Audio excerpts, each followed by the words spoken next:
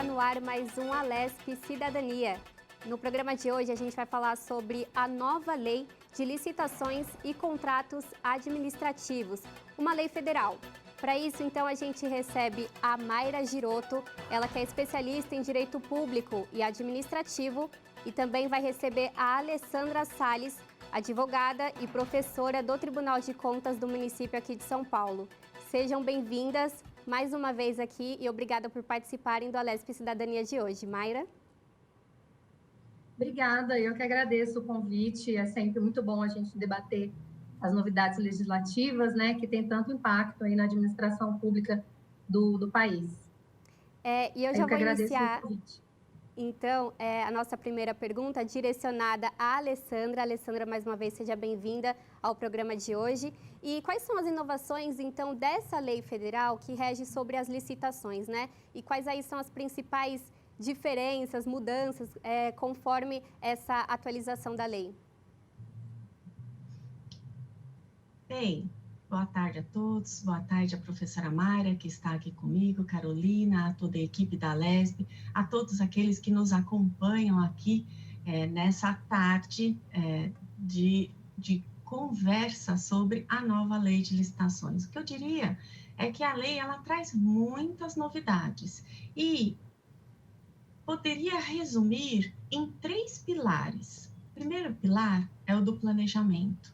Ela prestigia muito o planejamento, uma análise da fase preparatória, embrionária da discussão dos objetos, das demandas da administração pública, de forma bem minuciosa. O segundo pilar seria a questão da segregação de funções, a questão de individualização de penas, de responsabilização, de indicação àqueles que atuam nas frentes das licitações públicas, gestores públicos e também órgãos de controle.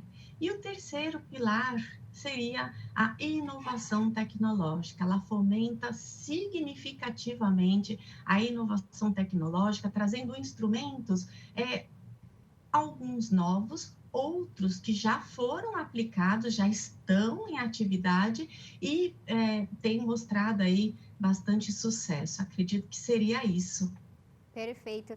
E falando agora, direcionando a pergunta à Mayra, eu gostaria de saber, Mayra, para a gente conversar e explicar para o público, né, se essa lei rege todos os contratos, quais são os tipos de contratos e licitações em que essa lei aí prevê essas mudanças? Olha, com relação à natureza do objeto, né, essa lei não inovou muito, ela simplesmente subdividiu o que antes estava delineado de forma um pouco mais geral na 8666. A nova lei, então, a 1433, ela abrange os contratos de alienação e concessão e de direito real de uso de bens, a compra, inclusive, por encomenda, os contratos de locação firmados pela administração pública, o contrato de concessão e permissão de uso de bens públicos, a prestação de serviço, inclusive técnico-profissionais especializados, obras e serviços de arquitetura e de engenharia e as contratações de tecnologia da informação e de comunicação, que vem aí com essa nova nomenclatura, né, essas novas denominações de TI, tecnologia da informação e de comunicação, que no contexto da Lei 8666 ainda não se usava o termo informática, né, serviços de informática. Então ela trouxe uma modernização aí com relação aos termos que ela usa para definir esse tipo de contrato de tecnologia. E, Alessandra, pensando nas estatais, né, elas aí também recebem alguma mudança devido a essa lei, ou por ter uma legislação própria, não sofrem tanta interferência? Muito bem colocado, Carolina. E a sua resposta já está praticamente aí, a resposta praticamente na sua pergunta. Ela não é aplicada às estatais. As estatais possuem o seu estatuto próprio, né, a lei própria das estatais, que já trazem no seu bojo questões afetas às licitações e contratações em seu âmbito. Trata-se da Lei 13.303 de 2016, inclusive para eventual aplicação das modalidades da Lei 14.133 de 2021, como não é aplicável às estatais, no meu modo de ver, ela deve ser absorvida pelos regulamentos próprios, regulamentos de compras, de contratações públicas que cada estatal deve fazer em regência à sua própria legislação, 13.303 de 2016, que exige essa feitura desse regulamento próprio de contratações públicas. E a Alessandra aí já fez um panorama também, né, sobre as principais mudanças dessa lei, mas vamos especificar um pouquinho mais com a Maíra. Eu queria que você explicasse para o nosso telespectador, de acordo com a nova lei, o que muda em relação à prorrogação automática do programa de execução do contrato de licitação.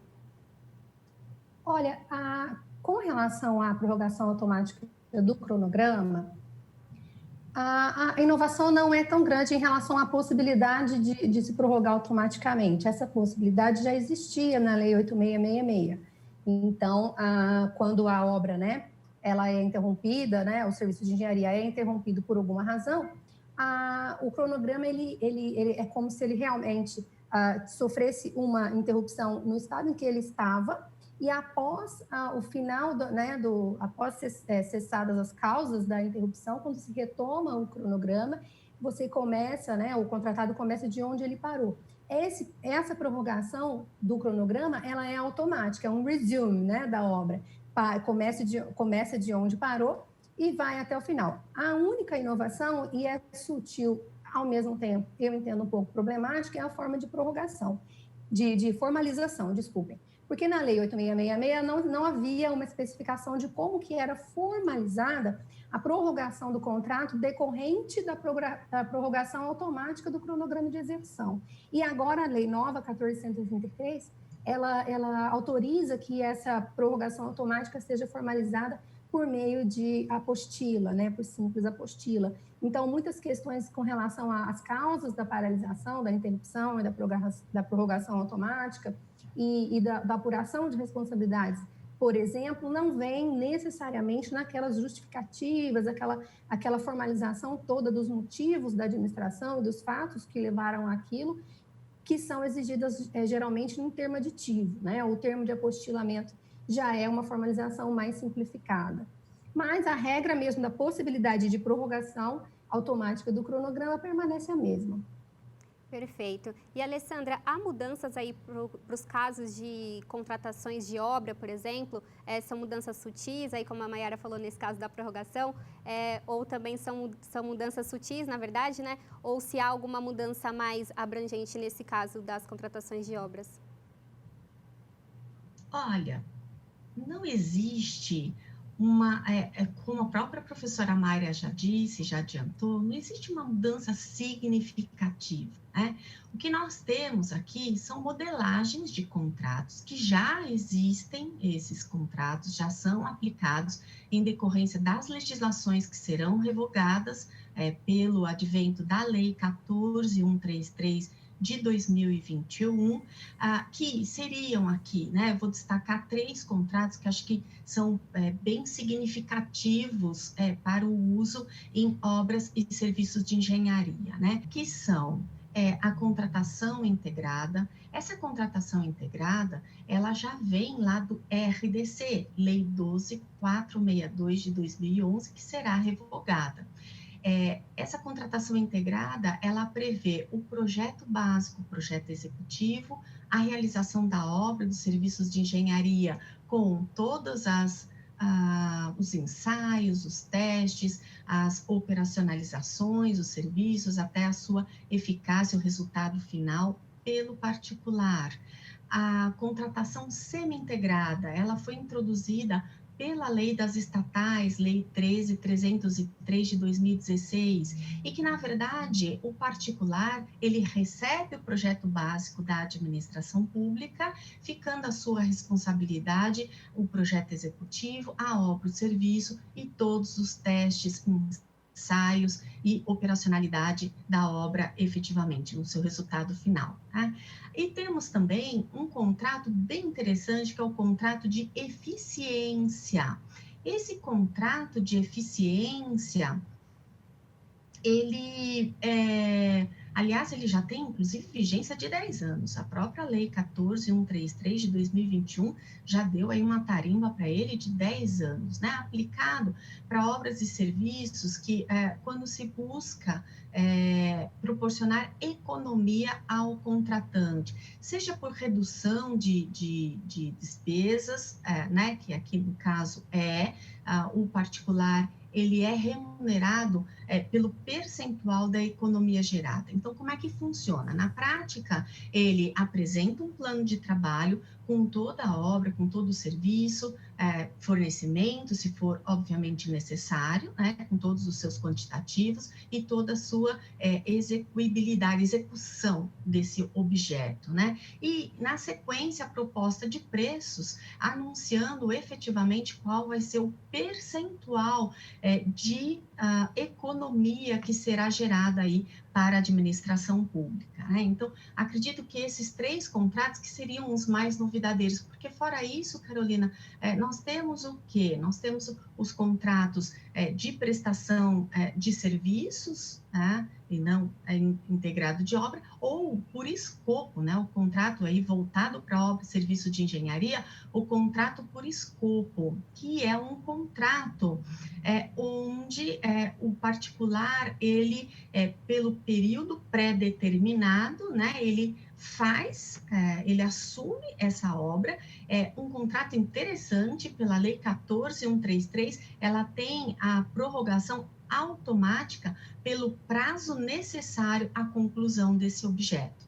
Então, acredito que em obras e serviços de engenharia, essas são as grandes novidades aí que a gente pode estar destacando na Lei 14.133 de 2021. Doutora Mayra, em relação à fiscalização, né, dos contratos, seja nos contratos de licitação ou administrativos, como é feita essa fiscalização e se houve aí uma mudança devido à aprovação dessa nova lei?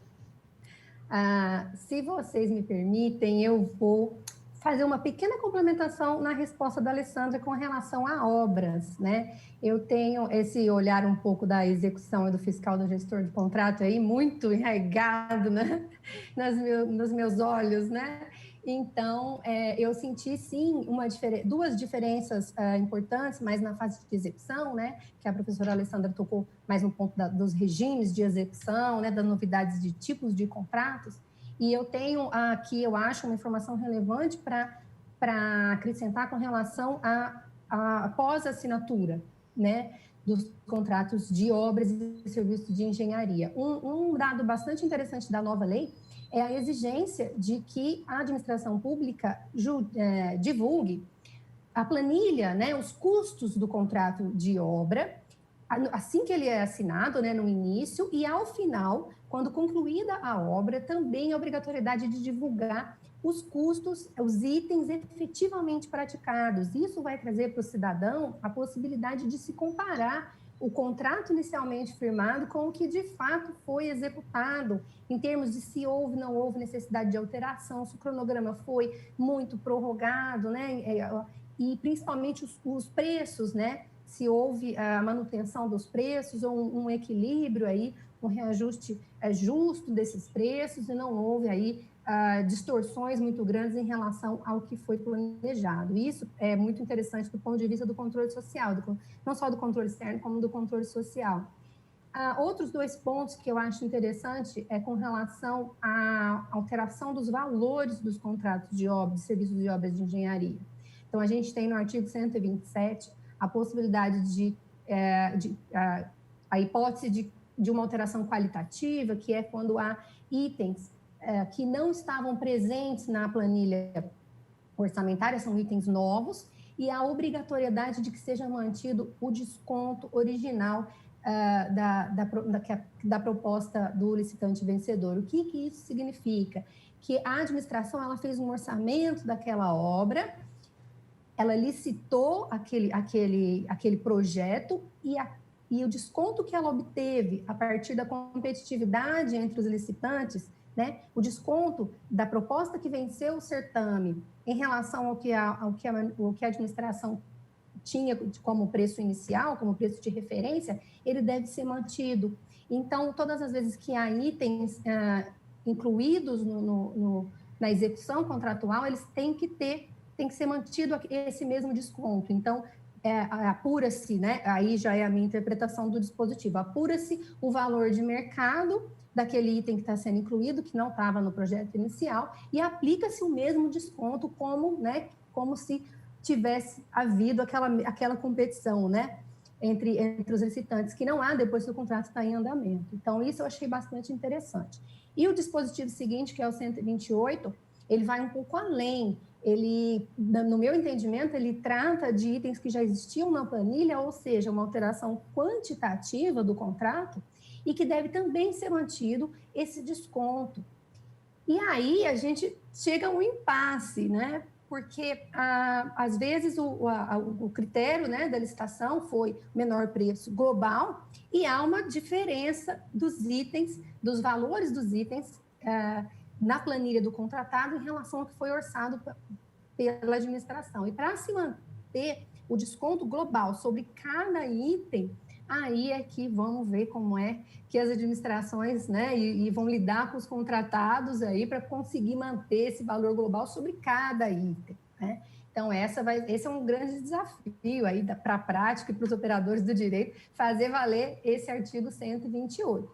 Mas a importância dele é que ele traz um freio para o chamado jogo de planilhas, né, que é quando o contratado já identifica a possibilidade de que alguns itens serão acrescidos e, para eles, ele deixa na sua planilha um preço um pouco acima, né, do preço de mercado, para tentar aí ter um lucro maior nesses itens quando eles são acrescidos. Então, havendo essa obrigatoriedade de um desconto do valor global sobre todo e qualquer item que seja acrescido que já estava na planilha, esse mecanismo do jogo de planilha, ele tem aí uma espécie de freio.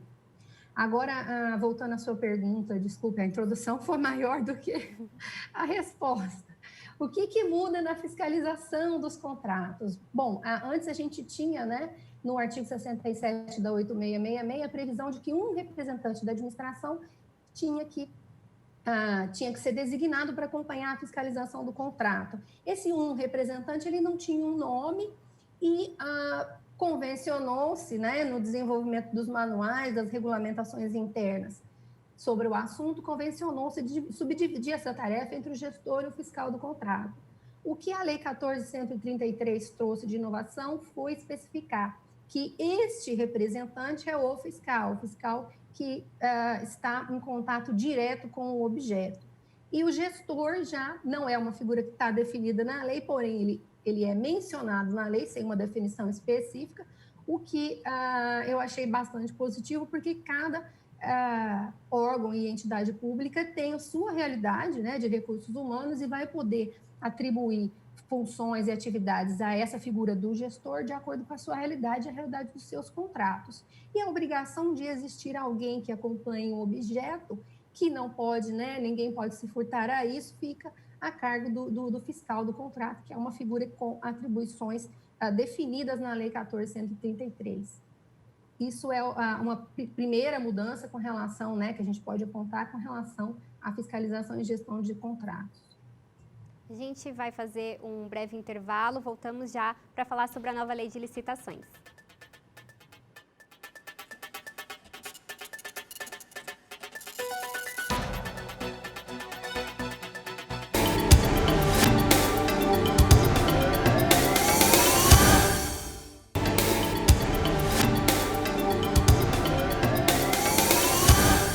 Voltamos com a LESP Cidadania de hoje, falando sobre a nova lei de licitações e contratos administrativos.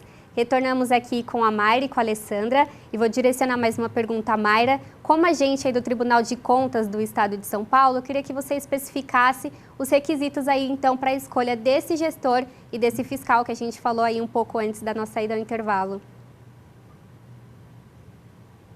Então, Carol, essa é uma inovação importante da Lei 14.133 em relação à Lei 8666, porque a Lei 8666 ela não trazia quaisquer exigências com relação a qual representante da administração poderia ser designado, né, para acompanhar e fiscalizar os contratos. E a Lei 14.133, ela faz remissão, né, no artigo que fala sobre o fiscal do contrato, ela faz emissão ao artigo 7º, as exigências do artigo 7º com relação a todos, né, os agentes públicos envolvidos, tanto na parte de licitação quanto na parte de execução contratual, e aí abrangido, então, o fiscal do contrato e o gestor do contrato. E os requisitos são bastante simples, né, bastante óbvios, porém não era a exigência da lei anterior. Então, agora passa a ser exigência que eles sejam preferencialmente do quadro efetivo do órgão contratante, do órgão entidade contratante, que eles tenham formação acadêmica na área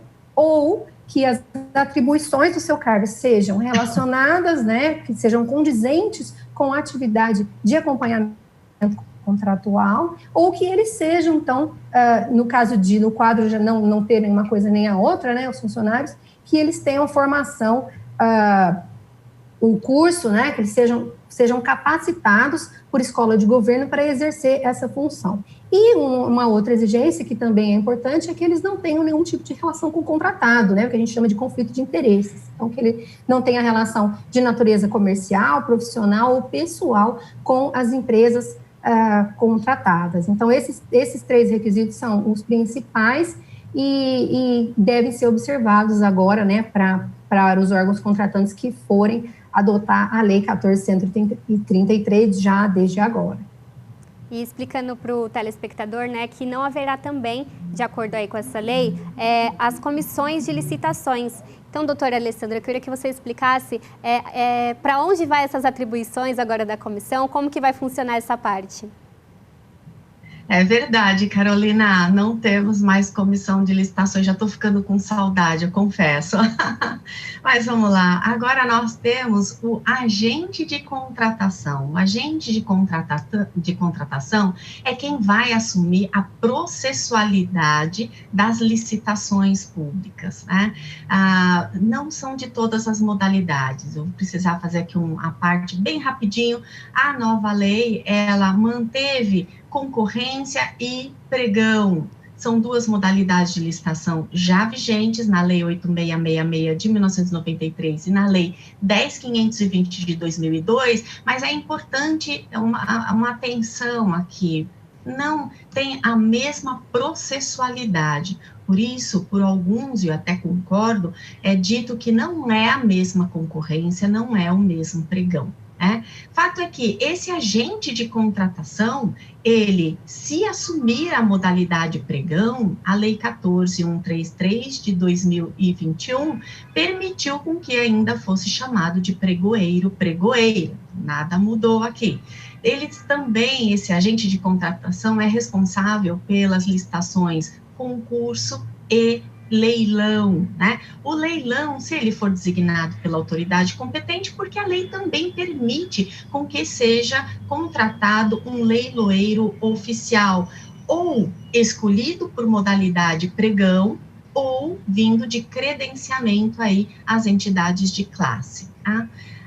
Agora, temos uma modalidade de licitação nova, que é a modalidade diálogo competitivo. Para essa modalidade, o agente de contratação, ele não atua, é a comissão de contratação, tá? Ele é automaticamente, na verdade, não é que ele vai ser substituído, já quem assume essa modalidade de licitação diálogo competitivo é a comissão de contratação. A comissão de contratação também assume os procedimentos auxiliares trazidos pela Lei 14.133 de 2021, que são credenciamento, pré-qualificação, registro cadastral, sistema de registro de preços, e o credenciamento, né, que eu já disse, que basicamente são institutos já utilizados hoje na nossa atividade na administração pública em contratações públicas, né? Tem uma outra agora que eu lembrei também, que o agente de contratação, nessas licitações que ele assume de plano, concorrência, pregão, concurso e o leilão, se ele for indicado, né, ele poderá ser substituído pela comissão de contratação, caso o objeto ele seja de bens e serviços especiais. Bem, que são bens e serviços especiais? São aqueles não tidos como de natureza comum, de prateleira, ou melhor, né, que possuem o seu descritivo já padronizado pelo mercado. Então, esse é o escopo, e aí, né, fazendo aqui um link também com o que a professora Mayra trouxe aqui para nós, o agente de contratação, a lei obriga, 14133 de 2021, com que seja servidor efetivo e permanente. Aqui é importante destacar que o efetivo é aquele que provém de concurso de provas e títulos, e não aquele servidor em comissão, ou seja, aquele de livre nomeação e exoneração pela autoridade máxima do ente federativo, né? Então, aqui e o permanente, eu vou um pouquinho além, na minha interpretação, deve ser aquele que efetivamente é filho daquela administração, passou pelo concurso público naquela administração. Por que eu digo isso? Porque existe a figura do comissionado. O comissionado é aquele servidor efetivo em uma administração pública deslocado para outra administração pública, para prestar serviços. Então, ele, veja bem, ainda que seja servidor efetivo, ele não é permanente daquela administração, né? Ele está ali temporariamente, né? Ele foi cedido para prestar serviço naquela administração. Então, para agente de contratação, nada feito aqui, viu, Carolina e colegas que nos prestigiam. Importante dizer que comissão de contratação é o agente indicado pela administração em caráter permanente ou especial. E veja, aqui não há a expressão obrigatória de ser servidor efetivo da administração, ainda que fale aqui caráter permanente ou especial, então deixa aqui sim a cargo da administração nessa composição, na minha leitura, a possibilidade de admissão do servidor em comissão. Então, acho que é isso, acabou aqui a comissão de licitações, Carol. A gente vai sentir falta, eu acho que eu vou, viu?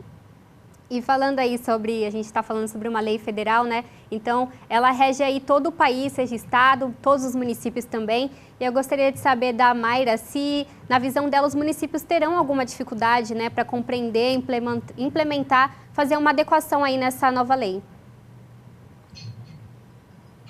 Sim, Carolina, é lógico que eu tenho um olhar muito da realidade do estado de São Paulo, que é o âmbito de atuação do meu Tribunal de Contas, mas o que eu consigo antever, e é uma preocupação que eu imagino que o Tribunal de Contas também já está, né, como instituição e não só a minha opinião, já antevê essa dificuldade dos municípios, com relação à grande exigência e necessidade de profissionalização da parte de contratações públicas em municípios, às vezes, muito pequenos, com pouca estrutura. Então, o grande desafio para eles vai ser adequar os seus quadros de pessoal a tantas exigências a exigência de segregação de funções, né, que a Alessandra já falou, das competências, de desenvolvimento de competências dentro do quadro, de se ter, né, essa formação Mayra? Exigida ou atribuições correlatas dos Mayra? Agentes relacionados a contratações públicas Mayra? e licitações.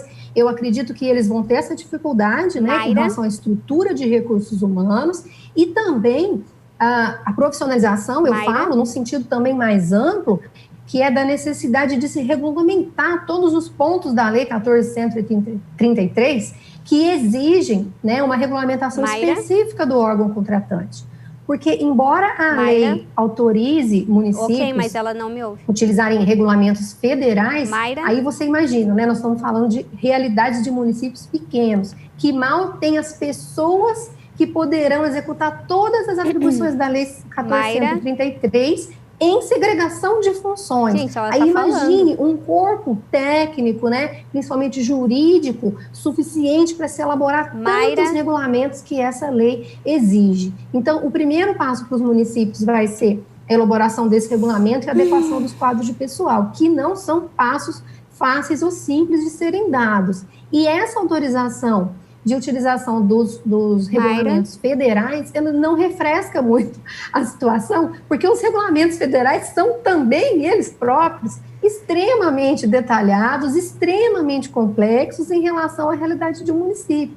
Então, dificilmente o município conseguirá aplicar o regulamento federal nas suas contratações na íntegra. Ele teria, no mínimo, né, que adaptar esse regulamento à sua realidade. Então, esse é o principal desafio que eu acho, né, a parte de pessoal, recursos humanos e a parte de regulamentação, que os municípios, assim, eles têm que fazer para usar a lei já logo de pronto, e ela está vigente, eles teriam que fazer isso a toque de caixa, e a gente sabe muito bem que não se contrata pessoas assim, com toda essa capacitação exigida, com tanta rapidez. Menos ainda se elaboram regulamentos com base em uma lei nova, que é desconhecida de todos, né, que entrou em vigor aí, e o regulamento tem que ser condizente com a lei. Então, as pessoas precisam primeiro passar pelo estudo da lei, para depois elaborar um regulamento que seja, né, que preencha as lacunas que a lei quer que sejam preenchidas localmente,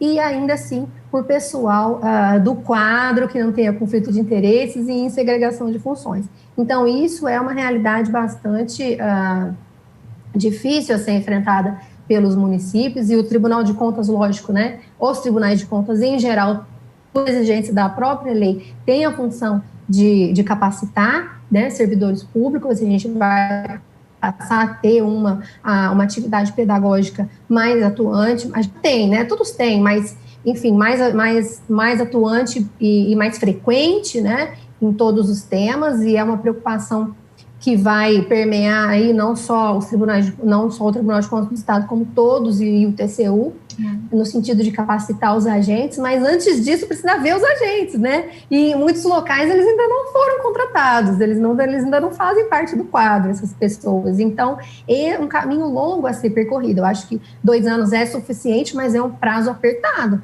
para se atender a todas essas exigências e ter todos esses regulamentos prontos aí para ser utilizados pelos municípios nas suas contratações.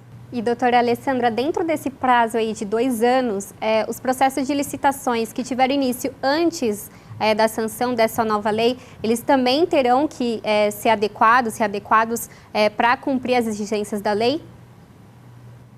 Muito bem colocado, Carolina. Na verdade, não. Na verdade, os processos de licitação e de contratos que nascerem por decorrência das legislações revogadas deverão permanecer sob essas legislações, né? Então, por exemplo, se tivermos aí um pregão, né, o uso da modalidade pregão pela Lei 10.520 de 2002,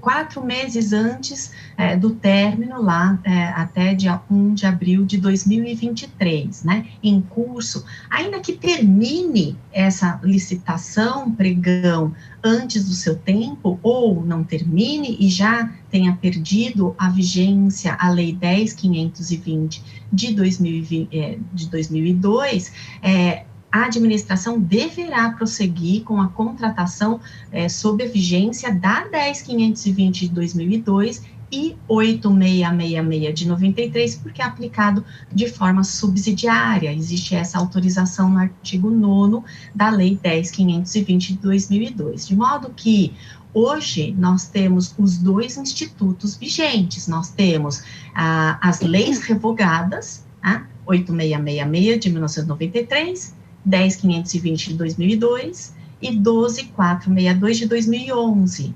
E a lei nova, o novo marco regulatório, Lei 14.133 de 2021. O gestor público, ele deve optar, ele não pode começar o processamento daquela contratação por uma legislação e mesclar com artigos de outra da legislação nova, por exemplo, ou vice-versa. Isso não, vai ter que fazer a opção. Aquilo que começa pelas legislações revogadas permanece com o advento da legislação revogada. Até esquisito, né, imaginar isso, né? Não vamos mais ter essa legislação no nosso ordenamento jurídico. No entanto, é assim como a Lei 14.133 de 2021 previu como um modo de transição, talvez, né? Só que é uma transição que não tem mescla, começou e termina na lei de origem, na lei mãe. É nesse sentido que preleciona aí a 14.133. Agora eu vou direcionar uma pergunta para ambas, a doutora Mayra pode responder primeiro. A gente sabe aí da importância da atualização das leis, né, da legislação, e essa mudança que a lei federal prevê na norma 8.666, do ano de 1993, né? Então aí houve algumas atualizações no caminho, como a doutora Alessandra acabou de falar, mas são quase 30 anos aí. Eu queria que você destacasse se houve aí uma demora, sua visão mesmo referente a essas mudanças, né? E se, os lados positivos e negativos dessa nova legislação. Sim, houve uma certa demora. É lógico que a gente tem muitos exemplos que a gente pode citar de dispositivos que já podiam estar modernizados há muito tempo, e acho que a Alessandra vai me ajudar com bastante exemplo nesse sentido, mas o que eu posso já adiantar, e que eu acho que é o que está saltando aos olhos, são os limites de dispensa e inexigibilidade de licitação. De dispensa de licitação, né? A dispensa de licitação por valor, ela tem hoje valores bastante razoáveis em relação ao que ela tinha na 8666, porque aqueles valores eles ficaram congelados por muitos anos. A gente teve uma atualização por decreto, se não me engano, em 2018, né? Que deu um aumentozinho aí nos limites da dispensa de licitação por valor, e desde o advento do plano real e que esses valores foram traduzidos por real, que a gente tem os mesmos aí. Então, essa é uma inovação e é um exemplo de uma coisa que podia ter sido já modernizado há um certo tempo e não foi, e que agora a gente teve aí uma inovação e é um ponto positivo da Lei 14.133. O que eu vejo de positivo, então, para a gente continuar no positivo e terminar com o negativo, de positivo nessa lei é a questão do planejamento, que a Alessandra tocou muito bem, né? Uma lei que exige um planejamento detalhado de contratações públicas, né, pelo ente federativo, e da fase preparatória mais detalhada, expressamente exigida, passos a serem seguidos, princípios e diretrizes a serem seguidas no planejamento, porque o que a gente via em termos de acompanhamento contratual, gestão e fiscalização de contratos, eram falhas na fase de execução decorrentes de mau planejamento, né? Contratos que têm que ser alterados, grandes prejuízos aos cofres públicos, decorrentes de falta de planejamento, defeitos em projetos, né? Falta de conhecimento aí dos possíveis desdobramentos do projeto, desdobramentos negativos do projeto depois na execução, e que traziam muitos prejuízos aí. Então, a questão desse foco tão forte da nova lei no planejamento vem a resolver um pouco, né, dessa questão, e é um ponto muito positivo da lei. E aí ela tem, né, também um exemplo esse de modernização da lei, né, porque ela exige que se faça a análise de riscos, né, a matriz de alocação de riscos é facultativa para todos os contratos, obrigatória para algumas modalidades de obras. Isso é uma modernização muito grande, né? Isso é uma coisa que a gente já vinha nos contratos da PPP, né, de parceria público-privada, já tinha essa figura da matriz de alocação de riscos, mas de novo, né, eu tenho que ressaltar, para minha visão de municípios pequenos, né, que é a nossa maior clientela no Tribunal de Contas, era uma realidade muito distante, né? É um nível de profissionalização muito distante. É muito moderno fazer gestão de riscos, né? Isso parece que vem uma coisa da iniciativa privada, né? Quando eu fazia cursos com respeito a esse assunto, eu tinha que citar normas da ABNT para achar uma norma que fosse geral e que todos pudessem seguir, né? Que não fosse local, porque alguns órgãos até têm, mas não são todos, menos ainda os municípios. Então, esse é um grande ponto positivo e é uma grande modernização com relação à lei da década de 90, a 8666. Um ponto negativo, que aí eu não posso deixar de tocar, porque causa um certo incômodo, assim, à primeira vista, é o excesso de artigos, né? O excesso de informação. Porque uma lei que se diz geral, né? Ela está tão detalhada, né? Tão pormenorizada em cada procedimento, que é difícil chamar de uma lei geral. Então, esse é um ponto negativo, no sentido de que ela traz muitas mudanças importantes, muita modernização, porém ela amarra em muitos aspectos a administração pública com excesso de coisas que já estão determinadas, hein? E incrível, porque ela exige tantos regulamentos, mas é assim, você vai decidir como você vai fazer o que eu quero que você faça, né? Porque não é uma diretriz, assim, geral e que dê amplos poderes, prerrogativas, né, para os municípios, para os entes federativos disporem de acordo com essa realidade. Não é esse o caso. Ela já traz as exigências e o como fazer é basicamente onde, né, quem vai fazer o quê. Então, eu achei que ela é detalhada demais, assim, detalhista demais e com isso aumenta a dificuldade de sua implementação, principalmente para órgãos menores. Doutora Alessandra? Na verdade, assim, eu concordo plenamente em gênero, número e grau com o que a professora Mayra acabou de nos apresentar aqui, ela tem toda a razão.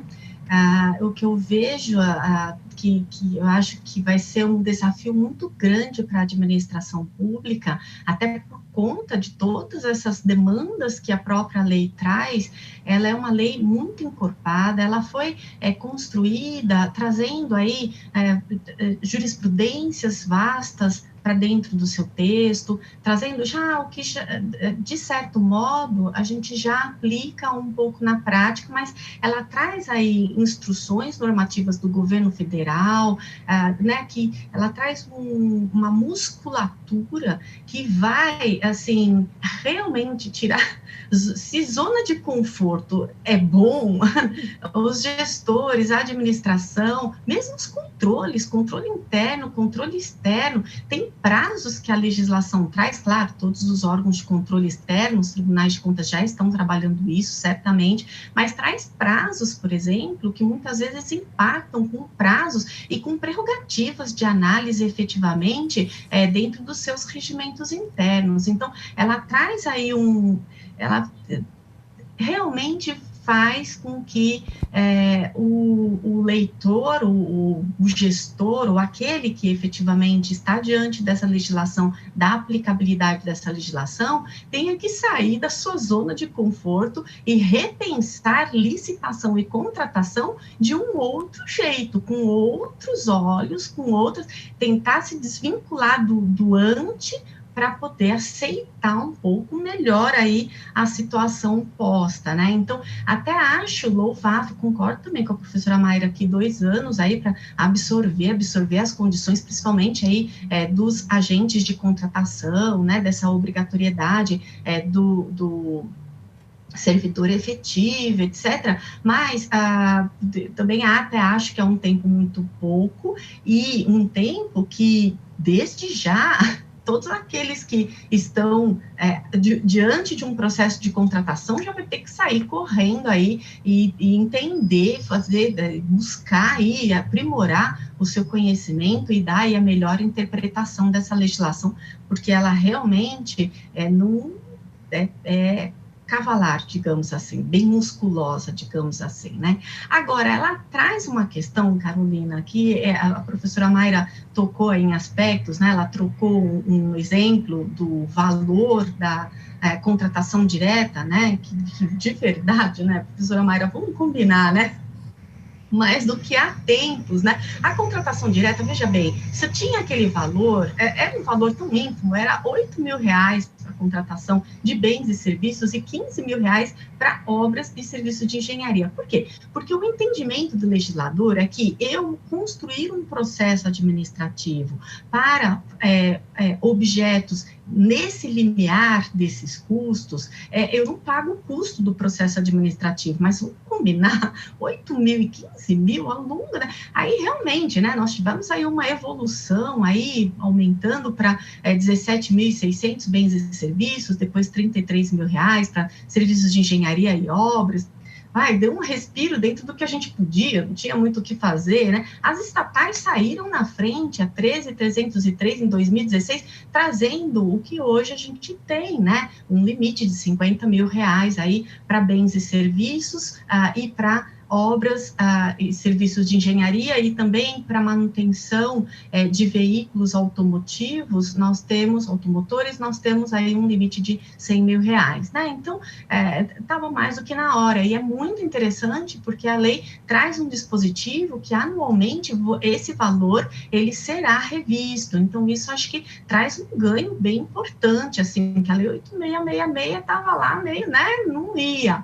E um outro ponto muito bacana que a lei traz é trazer a lei da transparência pública, que aliás, convenhamos, né, o acesso, né, a lei, a transparência pública agasalhada na Constituição Federal, artigo 5º da Constituição Federal, quer dizer, foi regulamentada só em 2011, mas tudo bem, tirar aqui, né, essa reserva de valor aqui na lei da transparência pública, mas ela traz um dispositivo de que todos os processos de licitação e de contratos da administração pública, eles devem ser disponibilizados em sistemas eletrônicos, né? Então, veja, eu não preciso ter um site próprio, basta eu colocar no site do meu ente federativo, é simples assim, né? E então a gente olha lá a modelagem né, do processamento das modalidades de licitação na Lei 8666, que não absorviam essa condição do sistema eletrônico, então, mas eu tenho que... Sim, porque é uma questão de transparência. Hoje, as ferramentas eletrônicas, né, a internet,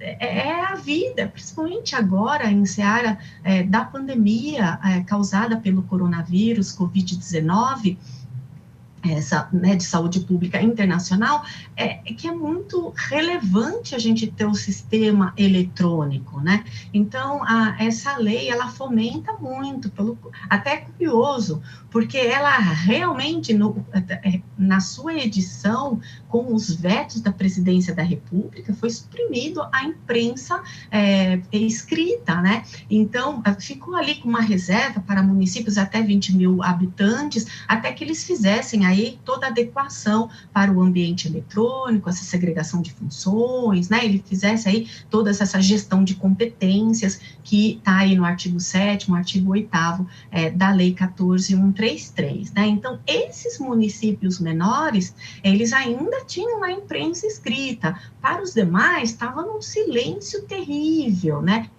Até meu modo de entender, deve ser aplicado enquanto não existe um portal que foi criado na Lei 14.133, que é o Portal Nacional de Contratações Públicas, conhecida como PNCP. Esse portal é um sítio eletrônico oficial que vai agregar e centralizar todas as informações de contratações de todos os entes federativos. Até já chegaram a me perguntar, mas isso ofende a autonomia dos entes federativos, né? Na minha visão, não, em hipótese alguma. Por quê? Porque é um portal somente para armazenamento de dados, não vai tirar do ente federativo o dever dele de licitar, o dever dele de contratar, de assumir as obrigações e dar aí a vazão às políticas públicas, em hipótese alguma, né? O instrumento de contratação permanece. Então, é muito interessante. Esse portal ainda não existe, ele vai agregar tudo, pensem, tudo, absolutamente tudo, né? E até me perguntar, mas não vai tirar aqui, né,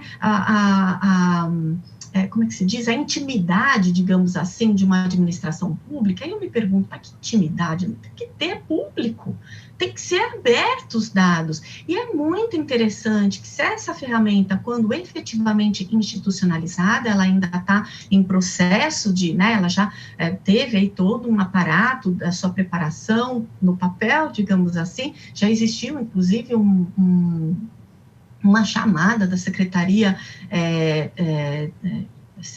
de Gestão do Governo Federal para que entes, provedores, digamos assim, né, de bancos de dados eletrônicos, de registros cadastrais, participassem de uma reunião para poder trazer essa plataforma no ar. Então, ela está bem interessante, ela também está sendo fomentada com bastante processo democrático, digamos assim, né? Então, é muito interessante, ele ainda não está efetivo, mas existir também um portal único, centralizado, acredito que isso ajude muito todas as administrações, de um modo geral, os órgãos de controle, fomenta a transparência na administração pública, é isso que é fundamental.